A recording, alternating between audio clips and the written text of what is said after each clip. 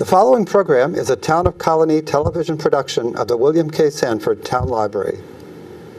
It goes all my life's a circle, sunrise and sundown. The moon rolls through the nighttime till the daybreak comes around. And all my life's a circle, but I can't tell you why. Seasons spinning round again, the years keep rolling by. Top of the day. I'm Joe Doolittle. And good evening. I'm Kate Dutting. And this is Story by Story. We changed that. Celebrating the human spirit. Well, I'd rather be celebrating myself. Yes. And by the way, before I forget, let me be the first to wish you a happy Thanksgiving, because this is coming to you in November.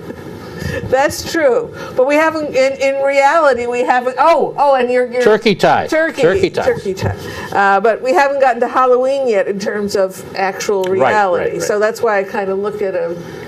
Right. First to wish me, and a happy Thanksgiving to you too. I just thought I'd start with that. That's all. Mm-hmm. And we use this hour to share with you some of the background and goings-on about storytelling, the oldest art form in the world. Definitely. Except some musicians will quibble with you, but it's... I think they did the pictures before And they did artists, the too, because there's people drawing on the rocks, and then there were people pounding the rocks. But I think there were people sitting on the rocks first. That's what I think. Around the campfire going, I took my little spear and I got that whole big woolly mammoth. That's all by right. myself. That's right. See, so his stories are wonderful because you can place them in any time that you want, even time that you didn't even live. And you can project them into the future. Mm-hmm. And you can share them with friends. You can share them with friends that you don't even know yet. You can share them with people that you have yet to meet on a subway car or a bus. Or crossing the street. That's right.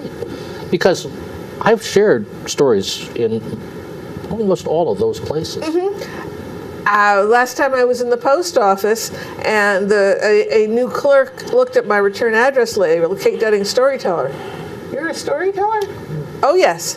When I was a little boy, storytellers that's another name for liars. I said, well, no, I'm not that. I don't exchange the truth all the time. Never let the truth stand in the way of a good story. Thank you. One of the questions I'd like to ask Kate when I'm not wishing her happy Thanksgiving is, what's the most interesting thing that she's been doing related to storytelling? And it's probably more than going to the post office. Yes. I was hoping you would ask. Last week, I shared my story, The Kindness of Strangers, Parisian style. And I got this story in exchange. Whoa. I told it at a nursing home where I volunteer once a month. And the activities director, who has never interrupted my program before, hustled up to the front of the room of 24 people and said, I have to tell you this. I have to tell you this. She said, when I was visiting the cemeteries in Normandy, mm-hmm. the World War II cemeteries, 2 men came up to me and said, American? And I said, yes. And then they took off their hats, held them over their hearts, and sang the Star-Spangled Banner in French. Whoa. Wow. So I thanked her for sharing that story, and I said, I have to share that with a friend of mine, Elizabeth Ellis, right. whose father died on the Normandy beaches when she was just a baby. Oh. He had volunteered. He was a college professor. He volunteered, even though he was married and had 2 children. And there he was killed. And of course, their lives changed forever. That their mother, Elizabeth's mother, brought them up on the salary of a lunch lady in the elementary school. But I have to tell Elizabeth that her father's sacrifice and her family's sacrifice are remembered in France to this day. That's a great story. And Elizabeth Ellis, for those of you who are not close followers of our program, is a very famous, nationally known storyteller who visits us once or twice a year and is renowned for the ability to tell a down-home story, but also to encourage and teach other storytellers. So we're ever in her debt, and we'd like to share good stories with her. So that's great. What about you? Oh, life has been a blur, but it's the way it always is, and it's probably better than being bored. I had a nice experience. You know, my church, the First Reformed Church in Schenectady, has started a word service. It's the second Friday of the month, which usually is a challenge for me because I have Shawnee evenings at the Irish Museum that night. But there was a flip in the schedule, so I got to participate. And I got to tell a story about one of my chaplain stories. And I won't, it's too long to tell now, but I'll try to find a way to weave it into one of our topics. The story is, I sing to my patients all the time. And it's a great story. And it kind of is a wonderful segue about singing and songs. And you see, Joe is a volunteer chaplain? Yes, at Albany Medical Center, yeah. And so that's something. At first I thought you meant the 4 chaplains at your church. Right. Well, right, one of them was from one of them your was from our church. church. Yeah, there's a lot of stories at this old church that goes back 320 years or so. But the thing about music and songs is one of my favorite, and our favorite, storytellers, songsters, educators, and all-around good people is Sandy Schuman, and he is our guest storyteller and songster. Yes, indeed. Welcome, Sandy. Welcome, Sandy Schuman. Wow, I didn't know who you were talking about there until you... Well, it's a good thing I was talking about you because you're sitting right here at the table. You know. But it's great to have you here because for those of you who don't know Sandy, he had a great career in the New York State Rockefeller Institute as a writer and facilitator and generally a guy who could get things done, and has been a storyteller, I think, probably since you were a kid. That's a fair statement. Yeah. I'll go for that. But I don't know about the music stuff.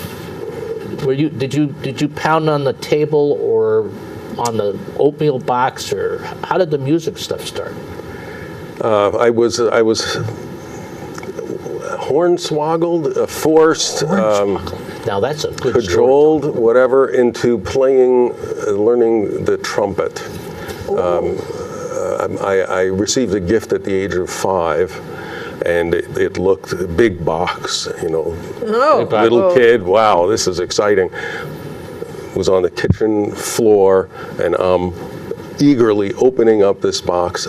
I don't know what it is, and it's there's a box inside the box, a case, brass clips. I open it up. It's a cornet. I had no idea what this thing was, and 3 years later, at the age of 8, on January 1st, my father started giving me trumpet lessons. So that was my introduction to music. I never really loved the trumpet. And talk about blurs, how exactly I got interested in the guitar came through an interest in folk music, which I really liked because they told stories. And unlike other kinds of music, pop music, opera, classical music, whatever, you had to be quiet and then there was the music. But folk music performers typically tell a story, and then they sing the song, and then they tell a story after the song. So I was kind of into it for the stories, but I didn't really, figure that out until later. Folk music, my first experience learning to play the guitar was abysmal. You have to be a contortionist. It can't be done. Forget it. And then I could launch into another story. I better hold it off right there. And you have calluses on your fingers these days? I do have calluses on my fingertips. I have no nails on this hand and long nails on that one. And you don't tip over? I do tip over. I do tip over. Yeah. But not because he has long nails on his short nails. All right, well, yeah. We needn't talk about that. it's kind of a sideline, but in terms of your avocation as a folk singer, we have a folk singer who just got a Nobel Prize, which I thought was quite extraordinary when that happened, and I think it's a wonderful testimony to the very things that you were talking about in terms of having a person who could make music telling the story of a generation and be recognized for that. And some of your work is kind of in that genre, I would think, from what I remember. I'm expecting the Nobel Prize any day Well, now. I didn't want to push you on that, but I figured you were up for it. Yeah. I figured you're up for it. In literature. In literature, they don't give one in music. They don't give a Nobel Prize in music. But it would be possible for peace. Like Yeah, it would be a stretch for peace. Well, not for Bob Dylan. I'm thinking for somebody else. The singing, none so much. But I mean, you see, if the Dalai Lama sang. Look, you guys got yourselves into this. Okay. You figure out how to get out. Moving right along. And we're gonna get ourselves out of it right now. I just thought it was an interesting thing to kind of segue into some of Sadie's material. And, Sadie, one of the things that I've admired about your work is that you tend to be able to bring a song to a performance or a gathering, and in addition to the music, you tell a story of the song or the composer. And there's so much rich material there. And that kind of says you have a little bit of an inquiring mind about the nature of what it takes to come up with a song, what it takes to develop and write a song. Do you write a lot of your own material? In the story, yeah. I have done a lot of research just gathering the underlying facts, and not with an intent, because I don't really know this stuff. I'm just learning it. Actually, the relevant incident here is the word plays show that we did that was called Stormy Weather. Right, I remember that one. Okay, so I was scheduled to tell a story. I had proposed a story about my dog who could not tolerate thunder and would jump out of windows and into other people's houses, and that was my plan. The story just wasn't coming together, and so I knew the title was Stormy Weather, and I had this inspirational thought: how about telling a story about the song Stormy Weather? I didn't really know anything about what that would be. I just figured that might be interesting, and that's when I checked with you guys, and that's when I learned that you, Joe Doolittle, were going to tell a story about stormy weather. So that kind of ditched that idea, but I built on it and ended up doing a story written by the music of which was written by the same guy, and that's really what caused me to do the research and what opened up this world of stories about songs and the people who wrote them. And in particular, what I've stumbled into is some of the best known songs written by some of the least known songwriters. Yeah. So that's kind of a flavor to some of these, except of course if we're talking about George and Ira Gershwin, they get a lot of press. They get a lot of press. But I do remember now the stormy weather thing, and I must say, after hearing your other story, I wish I'd done something else that let you go ahead, but I'm sorry about that. Sometimes it's just a show. I still have that story about stormy weather. Don't know why there's no sun up in the sky, stormy weather. Well, I love that song. Actually, another song.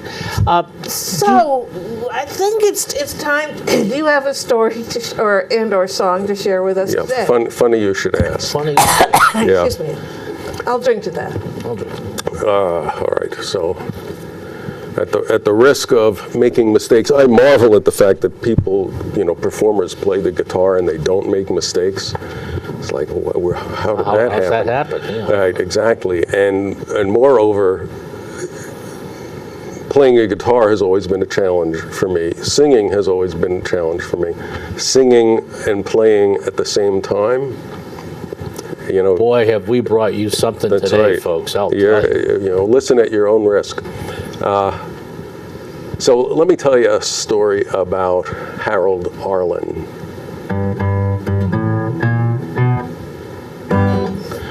Harold was born and raised in Buffalo, New York. He was the son of the cantor at the local synagogue. And at an early age, he loved singing. At age 9, he was already a member of his father's choir. Loved to sing, learned how to play the piano, had a talent for it.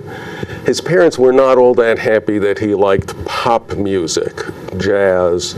They would have preferred that he stuck with the liturgical music. He started a band, the Snappy Trio, and they got gigs, they worked, they made some money. And in fact, he did so well, kind of upgrading his band, and eventually joined the Buffalodians, the hottest, the coolest dance band in Buffalo. And they worked as often as they wanted, every day of the week. And he made good money. He quit high school so that he could pursue this musical career as a performer, as a singer and a piano player. And while his former classmates in high school are saving up their 25 cents allowance, he bought the first Model T Ford in his neighborhood. Well, the Buffalodians were doing so well that they thought perhaps they could make it in the big city. And they all went to New York. They had some time booked performances, and things were going sufficiently well that they could have made it, except for the infighting that happened. And there's some weird story about the leader of the Buffalodians running into Harold Arlen's closed fists. At any rate, the Buffalodians, for the most part, went back to Buffalo. Harold Arlen stayed in New York, rented a room, shared with another up-and-coming performer, and he got a job with a musical review called Great Day. This is not a play. This is a series of songs, dances, sketches. And Harold has one song to sing. He sings the song, accompanies himself on the piano. But he's at the rehearsals every day. This is months in advance of the opening of the show. The singers, the dancers, the chorus line. Of course, they don't have the full orchestra. When the review opens, they'll have a full orchestra, but during rehearsals, they just have the one pianist. And the pianist becomes ill. He asks Harold to sit in for him, take over as rehearsal pianist. So, you know, when you've got the conductor there and the whole orchestra, and you've got a chorus line, you know, everybody's got to get in sync, and, you know, you got to know where the downbeat is. You got this conductor there, but rehearsal pianist, he can't wave his hands around. He's got to play the piano. So what does the rehearsal pianist do to get everybody in sync? And then he goes on with the song, the number, whatever it is. Harold's taken over this job. Here's the choreographer, the director. Harold, take it from the top. Harold, take it from the 12th measure. Well, Harold gets bored playing this little vamp over and over again, and he mixes it up a little bit. He might play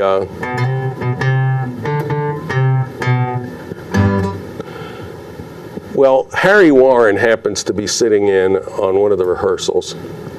Harry Warren later went on to write Chattanooga Choo Choo, the first song to go gold. We're in the Money, which you can hear on every day when the stock market is up. hundreds of songs, very successful. But at this point in time, he is the lowest level employee at Warner Publishing, a music publishing company.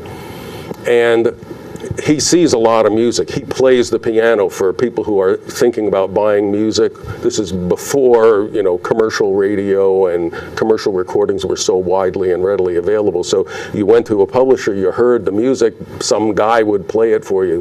That guy was plugging songs. He was a plugger. He knew what would sell and what would stay on the shelf. He says to Harold, that noodling around you're doing on the piano, you ought to work that up into a full song. You might have something there. So Harold follows his advice, and Harry takes him over to the publishing company and introduces him to an established lyricist, the guy who writes the words for the songs, but who was currently in need of a partner. They would typically work in teams. One guy wrote the music, the other guy wrote the words. Ted Koehler listens to this song that Harold plays for him on the piano, and he says 2 words: get happy. And they work on it, and this is the song they wrote.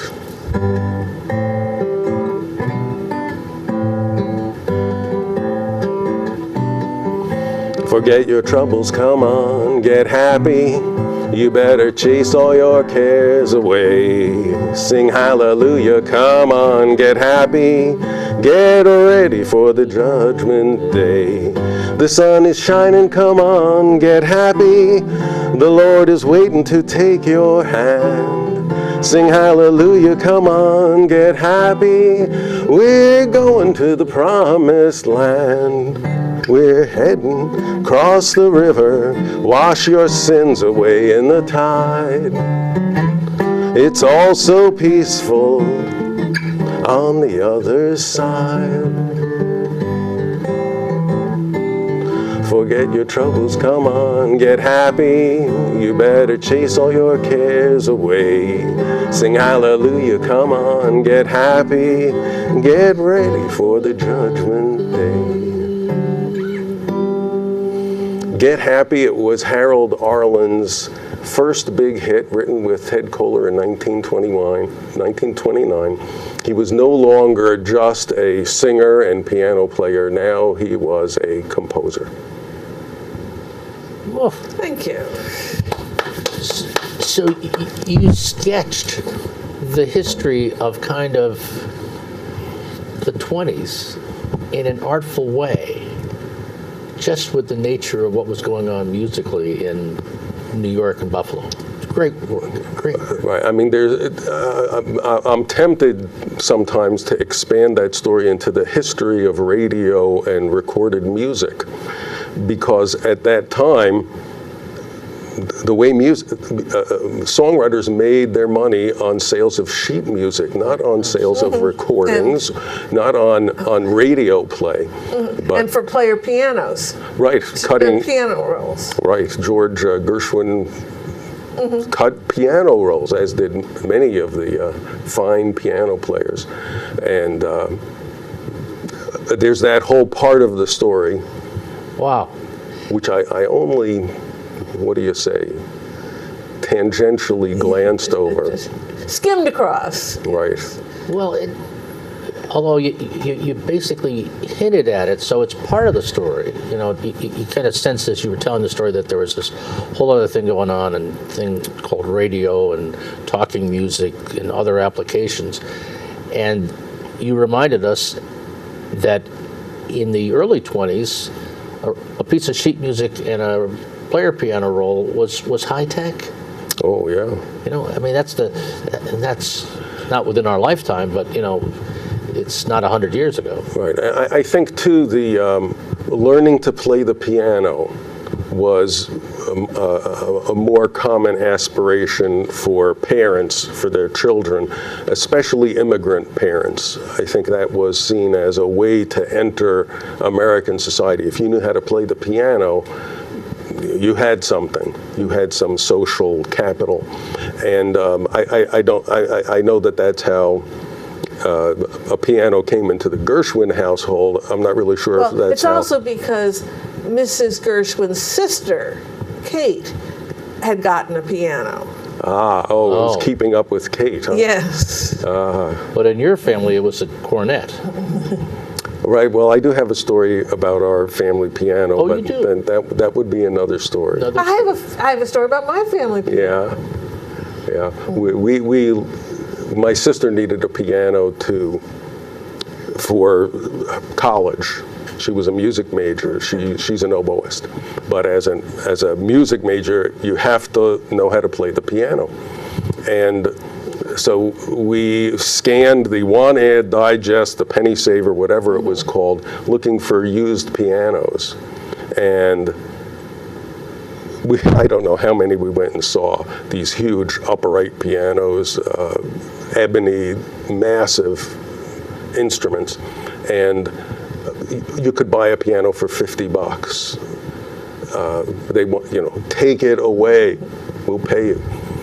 We finally found one that my father thought was good, right price, good sound, very playable, didn't need any repairs. Brought my mother over to see it, and she sees this huge monstrosity. And that was the last time we looked at an upright piano. We ended up buying a studio upright, which one of my sisters still has. Yeah, much smaller, more delicate looking, and that became our family piano. Well, my father worked a half a mile from where we lived, so he often came home for lunch. And he came home in August once, and my mother hay fever had hit her. And so her eyes were itchy, her nose was running, she was just a hurting little puppy. And he said, Seal, why don't you go out and buy something? This was 1955. He was thinking, hat. She was thinking, there's a Tanglewood sale at the Baldwin Piano Shop. So that's where she went. And that's how we got a spinet, an acrosonic. And I liked it because the C in acrosonic was right over middle C. Oh, talk about Clever. Clever. That's true. I was one of those kids that was supposed to play the piano, so I'd acquire social grace. Didn't work. But my oldest kid, is a pretty good musician, and he learned to play the piano. And then when he got his own family, he wanted a piano. And so he showed up one day and told his family he bought a piano he saw in the window of a piano store. It was a used spinet, pretty piano, but it's still big, and his wife was not pleased, but it came home. And he turned to his 4-year-old daughter and he said, Eleanor, I play the piano. You're going to play the piano? And she says, no, I'm not. I want to play the harp. And so her younger sister has learned to play. She still plays the harp, but she's taught herself how to play the piano because, as your sister knew, if you get into music, you got to know the piano. And I made a comment once to her now that she's 14. I said, you play pretty well. She says, yeah, not too bad for not having a lesson. So there you go. Anyways, okay, so it's time for the coming attractions, I think. We have a lot of stuff going on in storytelling, and you're going to be interested in it, and here it is. Dun, dun, dun, dun. Oh my goodness, look at November 1st, Sandy Schuman is going to be at First Tuesday's Tales and Stuff at Arthur's in the Stockade, 7 o'clock. And that's a very quaint and wonderful little space to perform in, to listen in. You can come a little early before 7 and sign up if you want to sing, play, read a poem, or read a story.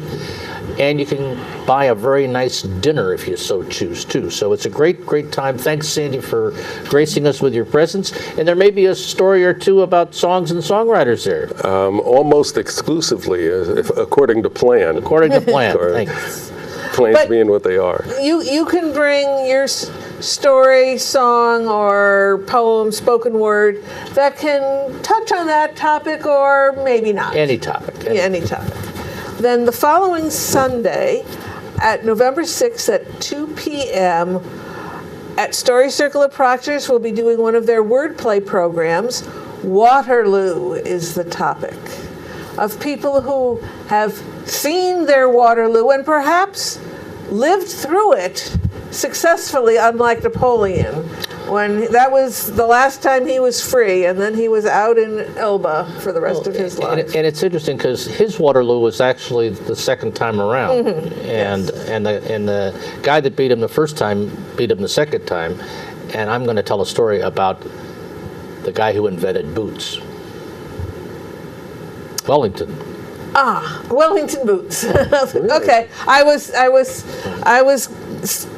almost there. Almost there. And then we'll have other stories by Betty Cassidy, Bonnie Mayan, Elliot Nieves, Barbara Palumbo, and Joe Peck. Undoubtedly a story from the farm. Waterloo, the battlefield was near a farm, I think. Or the problems you can run into running a farm. Then on Wednesday, November 9th, we'll have the storytelling open mic up in Saratoga, and the featured teller will be Tom Weekly, who was sat in that very chair. And Cafe Lena is undergoing a massive renovation. It's not quite ready yet. So the nice people at the Spring Street Gallery are hosting the storytelling open mic that night. So it's several blocks away.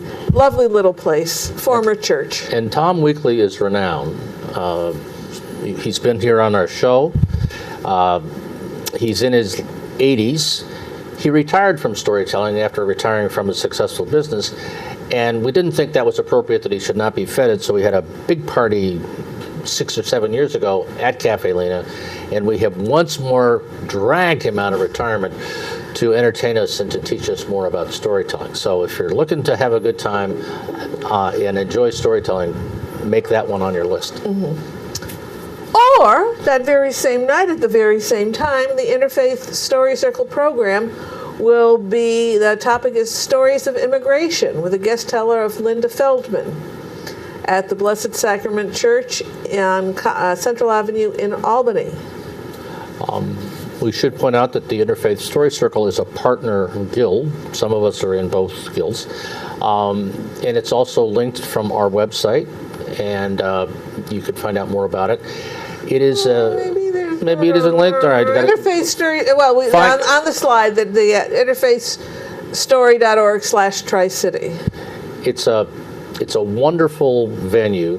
The meetings rotate in various faith communities, and if you're interested in doing something with storytelling in your faith community, one of the things you might think about is hosting one of those programs. It's a great opportunity for fellowship and learning, and a lot of great sharing. Yeah. Gert Johnson started this over 20 years ago with the belief that the more people of faith shared their stories, the more they would find how much they have in common. And one of my new stories is about the Golden Rule. And it isn't just a Christian idea at all. There's a Buddhist, Hindu, Muslim, Baha'i, Jewish, they're all pretty much the same thing. So, and then on Shawnee evening, on the second Friday of the month at the Irish American Heritage Museum on Broadway in Albany, there'll be Thanksgiving stories. Thanksgiving stories from Ireland. And the tellers to be determined. Tellers are still being lined up, but it's going to be a great evening. And there you get soda bread and Irish gold butter and great coffee, and it's a wonderful evening of just kind of relaxed listening and story sharing. Excellent. Then we'll be meeting right here at the Colony Town Library on Tuesday, November 15th, 6:30 to 8:30 p.m. for sharing stories under development. You can bring a new story, and if you like, you can get feedback. If you don't want feedback, if it's just too new, or if it's really you just wanted to practice it one more time in front of some actually live people who give you facial expressions and body language, it's whatever you want. But telling, not reading. Referring to an outline, yeah. Reading large passages, no. Many of the storytellers in the region have started their way into storytelling by sitting in to our monthly gatherings. It's a great place to get acquainted, to get familiar, and to try it out. And I personally have received some wonderful comments and suggestions from both of these gentlemen. They're both very insightful and can just say, well, you know, I'm a little, I was a little confused here, or have you thought about this? And no, I will. And then sometimes I go, but other times I go, yeah, I need a little tweak right there. So that's what feedback's about.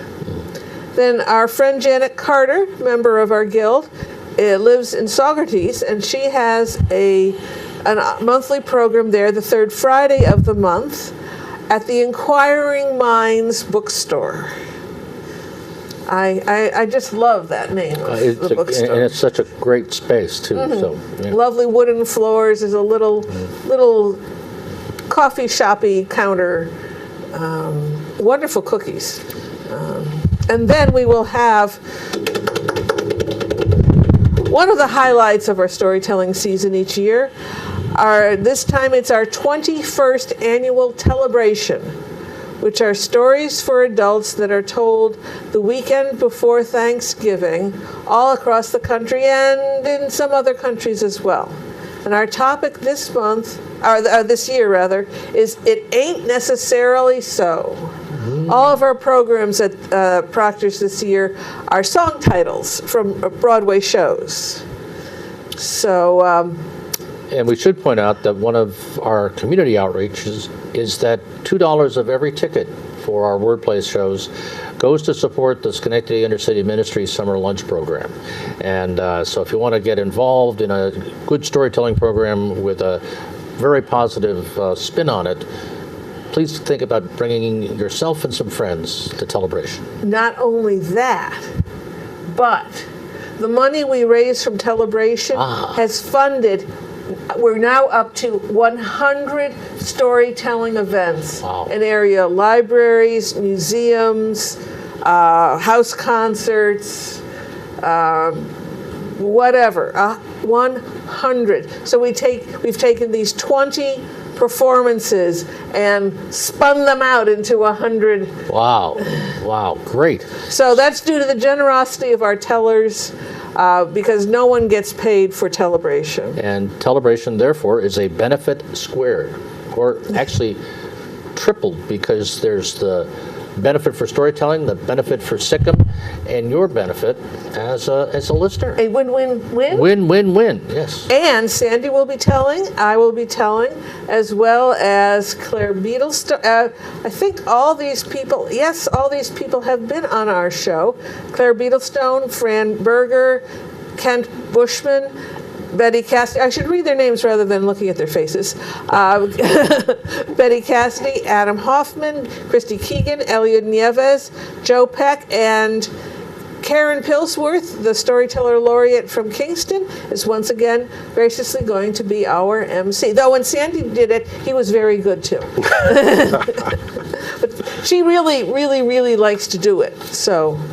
And the audience seems to like her too. Yes, yes, these are all charming people. Most storytellers really are nice people.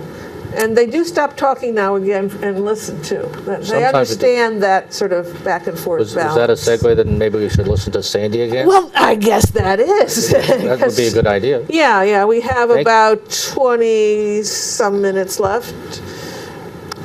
Well, I'll try and keep my story under 20 minutes. That would be appreciated. That would be good. If you look at any piece of sheet music of a song written by Yip Harburg, you'll see that it says words by E period Y period Harburg, E.Y. Harburg. But everybody called him Yip. And everybody asks, how did he get the name Yip? You were going to ask that. I was going to ask that, yeah. I preempted your asking. So I know of two explanations of how he got the nickname Yip. One is that as a youngster, he was a ball of energy. He was fast on his feet. He would run around like a little squirrel. And so he got the nickname Little Squirrel. In Yiddish, Yipsel. Yes. Now, one variation of that story is that his friends started calling him Yipsel or Yip. Another variation, his mother called him Yipsel. The only problem with that story is that the word for little squirrel in Yiddish is vevrikala. It's a good story, though. The other explanation I've heard is that as a teenager, as a young adult, he was very active in the Young People's Socialist League, the YPSL. If you try to pronounce those initials, YPSL, you get Yipsel. And so he became known as Yipsel, Yip. His friends would refer to him as the Yipper. He was a co-owner in the 20s, back in the 20s again, of the Consolidated Electrical Appliance Company. Now think, in the 20s, the roaring 20s, electricity is still kind of a new thing, and most households did not have electricity. You had to add that in. And instead of taking the rugs out onto the line and beating them, you wanted a vacuum cleaner. Instead of washing clothing in the tub with the washboard, you wanted a washing machine. And instead of having that ice box and the ice man delivering, you wanted an electric refrigerator. The electric appliance business was very good to Yip Harburg and his co-owners. All through the 20s, of course, until 1929. The crash, Yip loses the business. He's tens of thousands of dollars in debt, and he has no way forward. He's got a wife and 2 kids. What's he going to do? He talks to an old high school friend. They went to Townsend High School together. They went to City College of New York together. When Yip went into business selling appliances, his friend went into the songwriting business with his younger brother, George. So I'm talking about Ira Gershwin. He and Yip went to school together, and while in school, they wrote for the school newspaper. They wrote, little articles, funny little stories, light verse, and in fact, they were so good at it that some of their pieces were published in the regular newspapers. And so Ira says, Yip, you ought to try your hand at songwriting. You could do this. It's not that different from light verse, lyrics. And he goes further and gives him some money to, keep him going, and introduces him to Jay Gorney, a composer who had already had some success, was established, knew the business. So Jay Gorney and Yip Harburg team up, and they have a successful show in 1929, Earl Carroll's Sketchbook, and it helps Yip get the next job. 1932, one of the Schubert brothers wants to revive a successful musical revue from 1926. It's called Americana. Going to have some new songs in it. Going to make some money. So it's... Speak for yourself, guitar. Yeah. It's booked to open in October of 1932. And, the way they would do shows then, I suppose, same thing now, you know, you've got an opening date set, and you back up from there, and you start with the writers, songwriters, sketch writers, and then you get into performers, and then you have the rehearsals, and you put the whole show together, and it opens. Vincent Youmans, this is, you know, T for two, two for T, that Vincent Youmans is hired as the composer who's going to write the music. Yip is going to write the lyrics. They're on a schedule. Vincent Youmans writes the music for the opening number and disappears, takes the money and runs. And Yip is under contract. He's in a bind now. He's responsible for writing the lyrics. He's got nobody to write the music. So he scrambles, and because they're now behind schedule, he hires Jay Gorney, with whom he'd been writing anyway. He hires Harold Arlen, who had his big hit a few years earlier, and now with Ted Koehler was writing songs for the Cotton Club.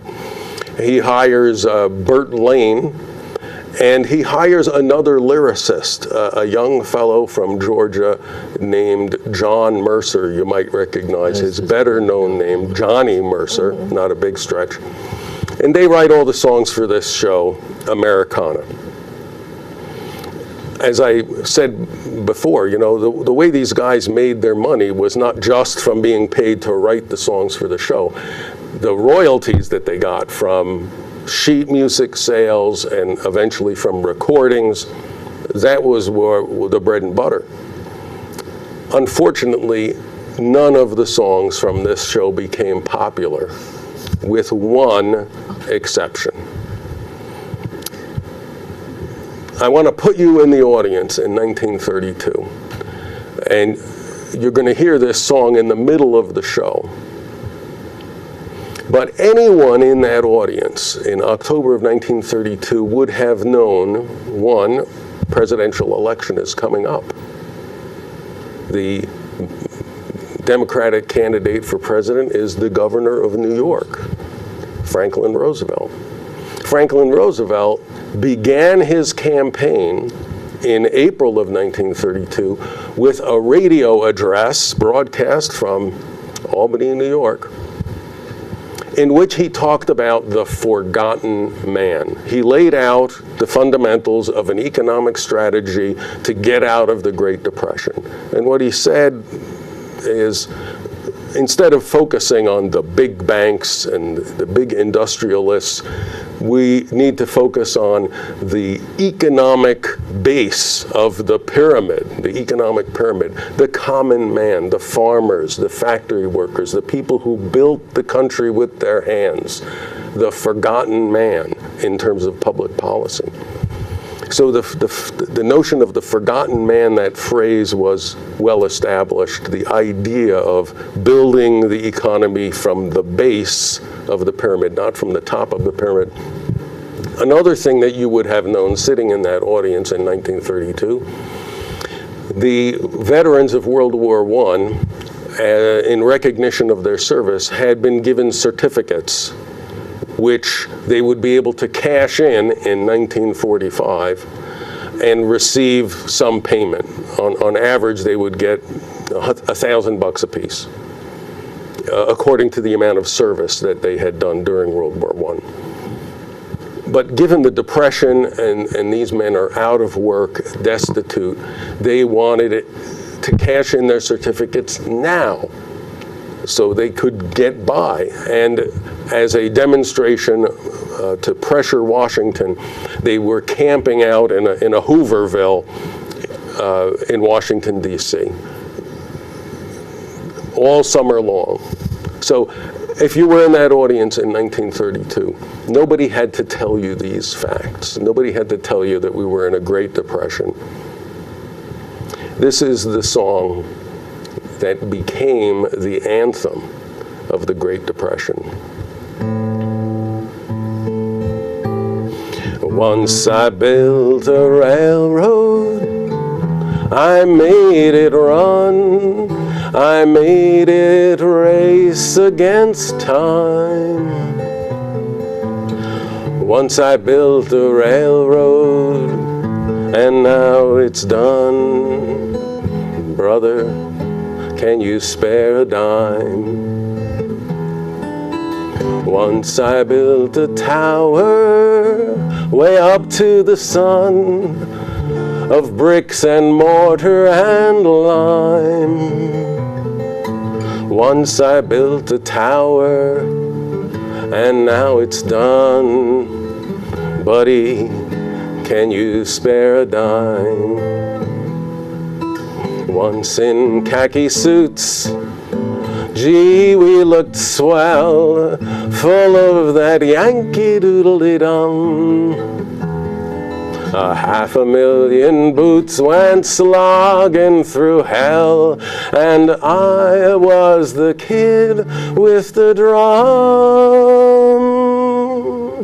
Say, don't you remember? You called me Al, it was Al all the time.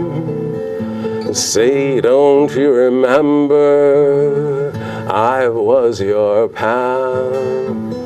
Buddy, can you spare a dime? Oh, 1932. Brother, Can You Spare a Dime? Words by Yip Harburg, music by Jay Gorney, the anthem of the Great Depression. Sandy, that is just remarkable. And I was sitting here listening to you, and I had my historic hat on. And you know, the idea of this parade or this history of music that you've started or are on is extraordinary, and I think we have to find a place to have it play itself out. And in the wonder of television, at least we've got two of these songs down, so you've got them on record. But it's powerful stuff because you built a lot of history in a way that people could relate to. That if you said, I want to tell you a story about the Depression, they would go, yeah, you know. But it's really remarkable. It's great work, and I think you'll agree with me out there that it's great work. It reminds me of the productions that have been done at Old Songs about two historical periods in New York State history. The one about the rent wars and the one about the Civil War are two that I can remember.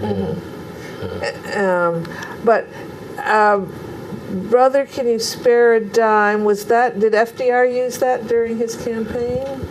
Not that I know Happy of. Days Are Here Again. I think Hoover used that. Happy Days Are Here Again was written, the music was written by Jack Yellen when Harold Arlen was a teenager playing music. His father wanted to talk him out of it and figured, he was not going to listen to me. Maybe he'll listen to Jack Yellen. Jack Yellen wrote Happy Days Are Here Again, Ain't She Sweet, established music figure. So he sends Jack Yellen over to talk some sense into young Harold. And so he says, Harold, let me hear what you have here. And he finds him at some roadhouse in Buffalo playing the piano. And he hears Harold play all this music and sing. And he calls up his father and says, Sam, he's going to be a musician. It's your own fault.